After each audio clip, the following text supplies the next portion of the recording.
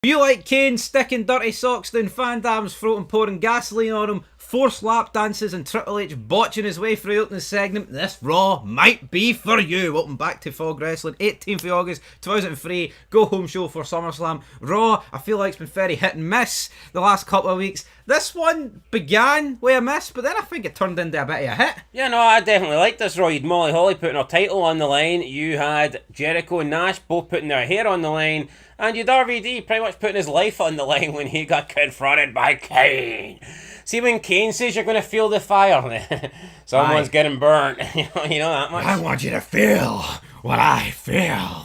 Right, so we start with the highlight reel. I feel like the highlight reel starts most Raws this week, but I've no complaints, so I love the highlight reel. It was like I didn't love this one, but this wasn't really one, no, was it? It was Kenny Jericho was just there basically to lure Sean. It's like, you're my guest again, Sean, but you know that's what? Enough. I ain't got time to speak to you, buddy. I've got an important match to prepare for, so you can talk to my best friends here. Evolution come out. Evolution and Jericho are just not best friends at all, but especially Jericho and Triple H there. They don't like each other, but Evolution confront Shawn Michaels. Triple H called the chamber the Evolution Chamber multiple times. Yep. Don't quite know where he was going with that. And I also feel like he almost slurred his way through a bit of the promo as well. It wasn't a good night for the game. He was off it. If this was the PS2, you'd be blowing on the disc and giving it a clean, then putting the disc back in. It's like, game fucking works, son. Triple H should try that these days. But anyway, yeah, we get an attack. Red Ring of Death these days. They ain't no fixing that shit. Right, we get a beat down. Shawn Michaels will fights his way out of it, and we get some moves, but Shawn Michaels just gets beat down. It's just the numbers game. Nash then makes the save. You hear the crowd roar. And then 10 minutes later, Nash finally makes his way down to the ring. See, a lot of people's like, see Goldberg, he can get down to the ring fast. Aye. See, by the time you hear the crowd reacting to Goldberg, you already see Goldberg's in the screen. He's on the camera's feed. But with Nash, it's like you hear the crowd go, hey! Then 5 minutes later, hey. Slow boring Nash, down now, click, down now, click, down now. click. Anyway, Nash made the save, then Goldberg made the save. It was 3-on-3. Nash is beating up Triple H, and Goldberg spears Nash by mistake, even though he was aiming for Triple H. Either way, doesn't really matter. I'm sure this Sunday Goldberg won't mind if he hits Triple H or Nash with a spear, because it's Elimination Chamber. It's everyone for themselves, even if the match is technically 4-on-2, as Evolution put it. Even though it's not quite 4-on-2, it's more 2-on-1-on-1-on-1-on-1. Yeah, that's pretty much it. Anyone that can do the maths, it's right there. But I think that Triple H is certainly injured, and that could be a reason why his participation in SummerSlam is so very limited. That could be a reason why they changed the match, to be honest. Originally, it was only supposed to be Triple H versus Goldberg. Oh, absolutely. I don't know if they had the Elimination Chamber planned from the get-go. Maybe they didn't. Is it possible that... Okay, well, I would say before... They mixed things up? Hair versus Hair was on Raw. That could have been easily pushed to SummerSlam. Absolutely. And I know for a fact that Orton and Michaels happens at the next pay-per-view. That probably was going to happen at SummerSlam. Yeah, so I'm beginning to think they just changed this on the fly so that by doing this, you can delay Triple H versus Goldberg further down the line, and you can have the Elimination Chamber to protect Triple H. Now, some people might be saying, "Well, how are you getting protected when you step inside the Elimination Chamber?" But I don't want to spoil SummerSlam, but I believe when I say Triple H's participation is limited, it is very fucking limited. From what I can remember, it is. I mean, I can't even remember if Triple H takes a bump or two. I think he takes one super kick, and that might be your whack. And then Evolution come in and batter the fuck out of Goldberg. I don't even remember that. I remember Triple H winning. What do you think he wins it? Sledgehammer. Aye, because Evolution batter him. No, I'm pretty sure that... Well, maybe Evolution do come in, but I'm pretty sure Triple H wins because Ric Flair passes him a sledgehammer. No, I remember that, but I'm pretty sure... Yeah. I think maybe the beatdown comes after he I think Triple H spends about 10 minutes inside his chamber selling a super kick. Oh, I think he does. So we'll see, but what I do believe that Triple H is injured, and I think that's probably why they've changed this. Either way, good opening segment. When you said super kick, I just automatically, for some reason, Goldberg or something. I dodgy kick. Sorry, my bad. Switch your music. I dodgy kick for Goldberg. Earlier today, Trish got asked about Gail Kim. Basically says that you know, she's a fucking weirdo and she's just upset with me, and that after tonight, if she wants to come at me, she's going to be coming after the women's champion because Trish is taking on Molly Holly. Also, Test said that he's going to treat Stacey like the little slut that you are. Yeah, so Test, if he wins this, he's going to be treating Stacey like a slut. Right, then we get the match. Molly Holly versus Trish Stratus. Gail Kim comes out, causes a DQ. They start brawling. Not much happened here. But yeah, Gail Kim, I don't know what her character is or what she's going for here. We got the Matrix kind of vignettes, and now she got jobbed out, and now she's upset against Trish. I don't really know what's happening. Yeah, I mean, it's like, where does this go? Another triple threat? Probably. Which is, we just had it, so... We'll see what happens, right? We get Evolution showing, they're talking with Stone Cold. Austin, you know, books Goldberg versus Randy Orton tonight. He thinks that would be a good main event. And Evolution agree, and they're like, yeah, no worries, we'll crash that shit. We'll get involved. But Austin already knows this. He's like, you know what else would be a good idea? What about a special enforcer? And Evolution's like, well, who are you going to pick? Who are you going to pick? And Austin's like, me. And then obviously Evolution here, the smile is wiped off their face. Then we have Shane McMahon. He comes out, talks about Kane. Said that he was going to drag Bischoff. He's not going to have the match with Bischoff at SummerSlam because he's going to drag him out into the ring tonight. He's going to lad him up, lad him up, lad him up. Yeah, I mean, special present, he talks about the gasoline canister. It was a short but sweet promo for Shane. He pulls out the gasoline, says Kane's not the only one that can play with fire, and now we've got you know, Shane standing with a gas. I think this is another reason why Shane's better than Stephanie. Stephanie does long-winded, dragged-out promos. I think Shane's pretty to the point. Would you not agree? True, I think if you're going to do long promos, you need to be a master of your craft. And I think Shane, I'm not saying he couldn't do a long promo, of course he could, but I feel like when we do see Shane, they are quite short. Yeah. Which is fine. Stephanie McMahon does the more long-winded, you know, chest promos, but then again, she's got the bigger chest, so who knows. We then see Goldust backstage with Lance Storm. I guess we're getting this new team, Lance Dust. Is that what we're going with here? Storm. Lance Storm. Goldust is asking him, you know, what's the craziest thing that you've ever done? Lance Storm says he once returned a video without rewinding it.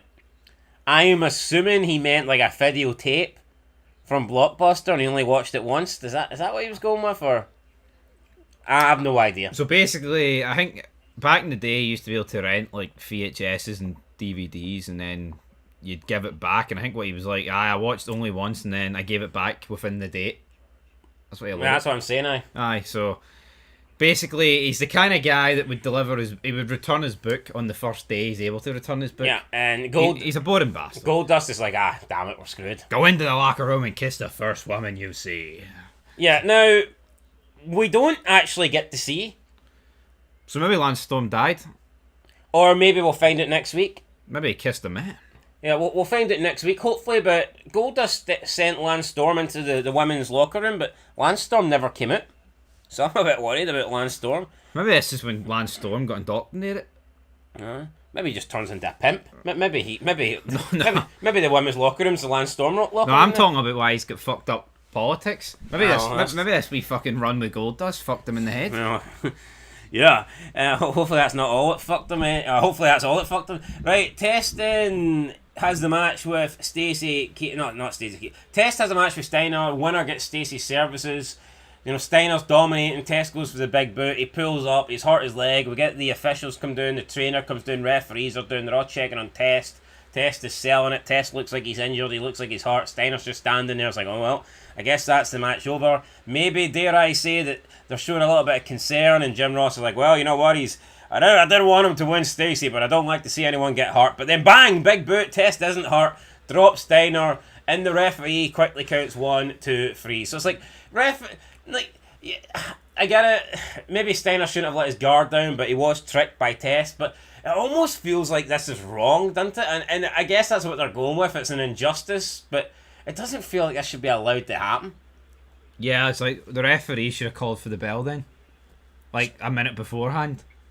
True, but you know what? That's great heel work. Yeah, Test wins. This is a real feigning injury storyline, not Seth Rollins actually picking up an injury and then they take 6 weeks to decide what to do with it. Yeah, so Test wins, then he grabs Stacey and pulls her to the back. She's looking to the ring to see if Scott's alright, but it doesn't matter because Stacey now belongs to Test. Right, we then get Lara Assistance. They come out and they're cutting a promo basically saying that they will bury the Dudley Boys at SummerSlam. They then spot a serviceman, Rob Conway, in the front row. You didn't think this was Rob Conway, but I knew straight away, hey, that's Rob Conway. Yeah, but I associate Rob Conway with like distinctive facial hair. He had nothing here. Yeah, he looked like, I remember, like, it was in 2005 game. He had that weird song, didn't he? It was like a cowboy country. It was weird. Like half country, half fucking porn star or something. Kind of had a weird look. I mean, he looked like a guy that would be like riding a horse or delivering a pizza with a mustache or something. Just. I mean, dare I say, he had a bit of a Dan Severn look to him. That's what I was thinking with the mustache. Anyway, so they basically bash this guy and they're pulling him and pushing him and making fun of America, and then the Dudleys run out to make the save, and they're like, come on in, Rob Conway, serviceman, you can celebrate with the us. Dudleys definitely have become like the guinea pig to push America. Yeah, I think Dudleys. Since the Iraq War. I think it's a pretty poor. I think the Dudleys had a pretty poor run. Not gonna lie. Yeah, no, I would definitely agree. I do think they're on a poor run at the moment. But they are simply being used as like America. I'm not gonna say he's black, he's white. America. I'm not saying it's been the entirety since they've reformed, but what I would say is I'm not sure Dudley's reforming was worth it from what we've seen. I was actually enjoying both of them on singles runs. Yeah, Reverend Devon was brilliant. Please call my name. And I think Billy was. Amen, I think Bubba Ray was having a good run in the single division on Raw. So I think I'd rather the Dudleys still be separated. But whatever. Rob Conway then smacks him over the back with the flagpole, and it turns out, oh look, this guy's joining Lara Assist on, so he's an American traitor. I was convinced this happened over the course of several weeks. I thought Rob Conway was like in the corner for the Dudleys at one point, and then he turned. But well, see, I didn't even know this was Rob Conway, so I can't comment. Very quick and short, and I mean within like, do you not think this had like a couple of weeks in it? Yeah, I'd say runtime. So. Absolutely. Seems a bit. I think they turned this Rob Conway guy very quickly. See, Scott's blog of doom is greeting because JR said these two men, talking about Jericho and Nash, by the way, which is up next. They're going into a structure where careers go to die, and he says, no one's career's ever died in there, JR. Triple H got his trachea crushed. Yeah, and hold on here. What does he want? Fucking Jim Ross. He's going in. They're going into this lovely, fun structure where people have a great time. I mean, what does he want JR to say? Yeah. Mick Foley's career literally ended in Hell in a Cell. Now, I get it's not the same match type, but it's similar. Yes. It's a steel structure. How does he? Like, how do you want JR to put it over? What a loser. Right, anyway, we get the match, Nash versus Jericho. I thought it was one of Kevin Nash's better matches, to be fair. Yes, absolutely. I feel like this is Nash going out on a high. No real surprise, though, that... But see, I think this isn't just because Triple H is a bad booker, right? But Jericho's just a better worker than Triple H, and he's going to get a better match than Nash. Yeah, plenty of near falls as well. Looked like it could have went either way. Nash looks like he dyed his hair the night, so I guess he's got that roll coming up in the Punisher.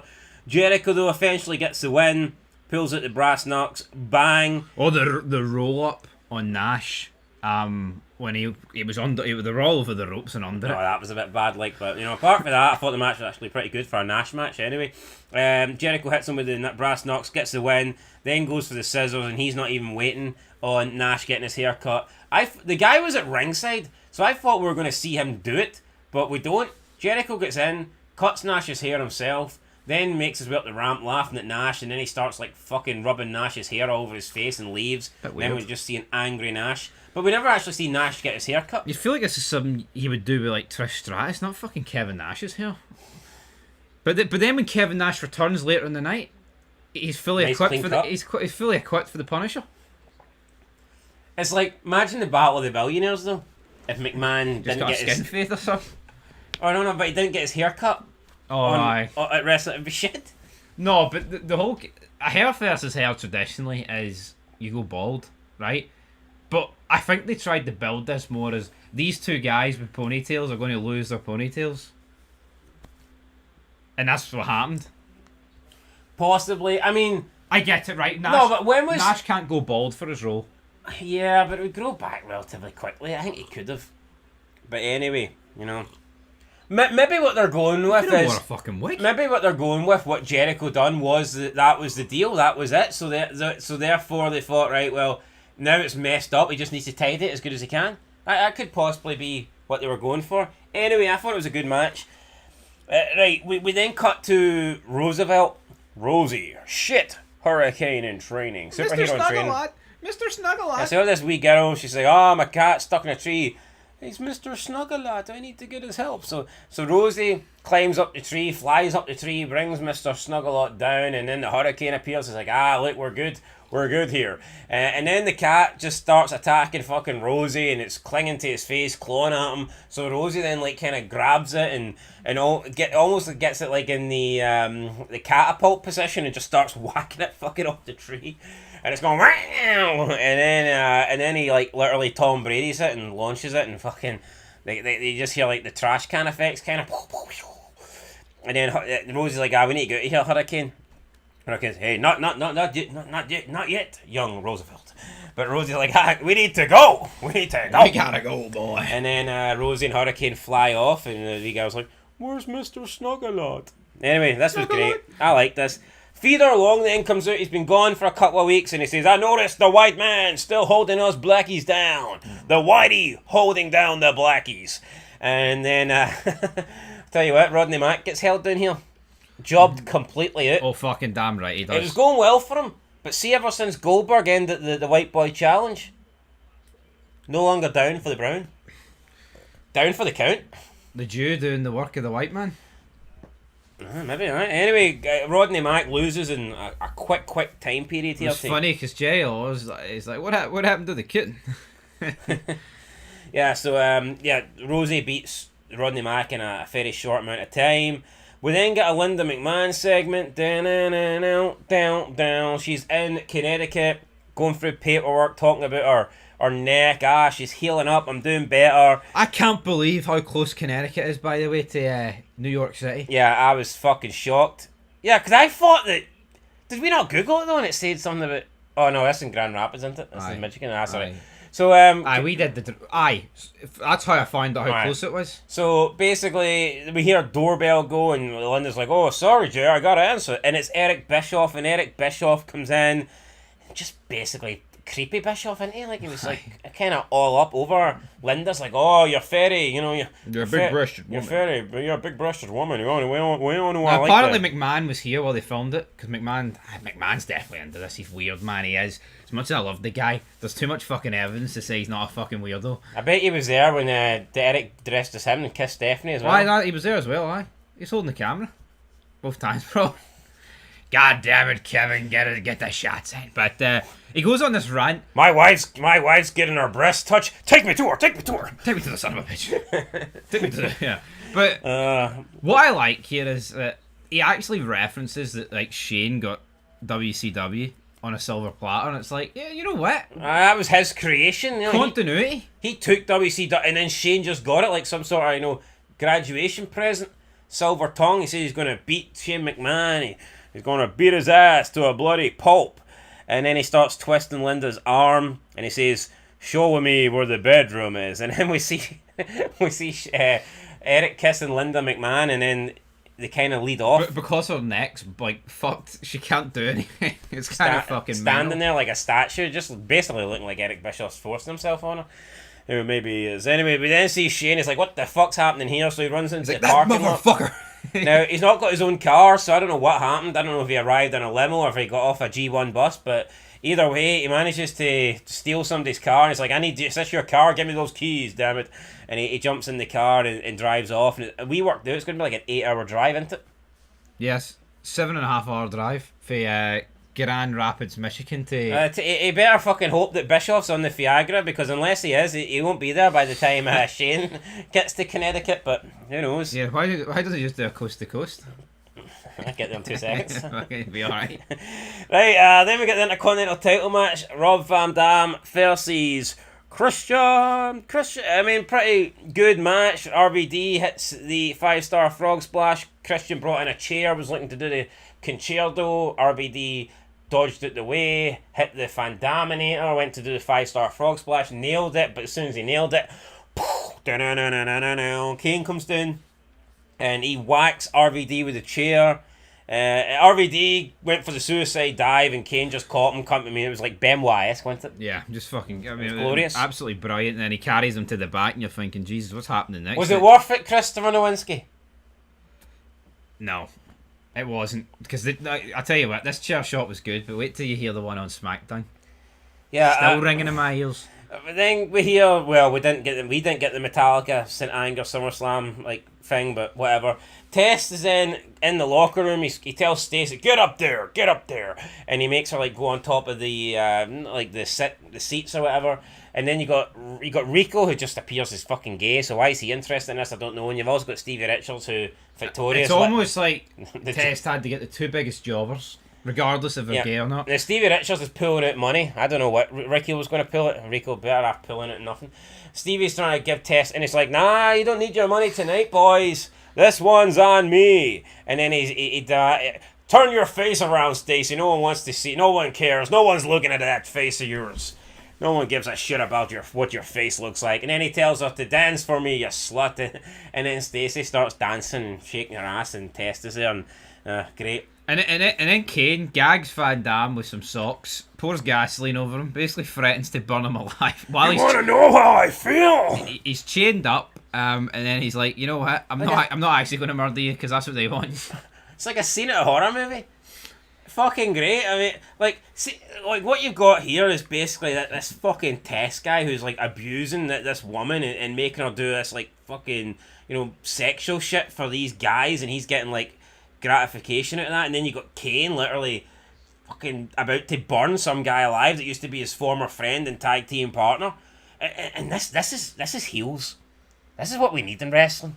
Yeah, and this is just like an average episode. But you can't treat women like that. Oh, you can't pretend. You can't kill Van Damme. It's fake. It's fucking fake, guys. That's what you need to remember. It's like a TV show. No, honestly, imagine TV shows that didn't have like bad villains or like good guys. Imagine how shit they'd be.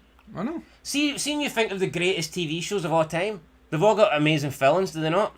Yeah. And protagonists that you want to cheer for. That's the way it should be, and wrestling's always succeeded when it has been that. But this was great. Modern wrestling's just brutal. Imagine Gus Fring instead of saying to Heisenberg, "I will kill your infant daughter." Imagine he just says to her, "I'll have you an arm wrestling match instead," or something. You know, we'll call it straight down the middle. We can't be doing something bad.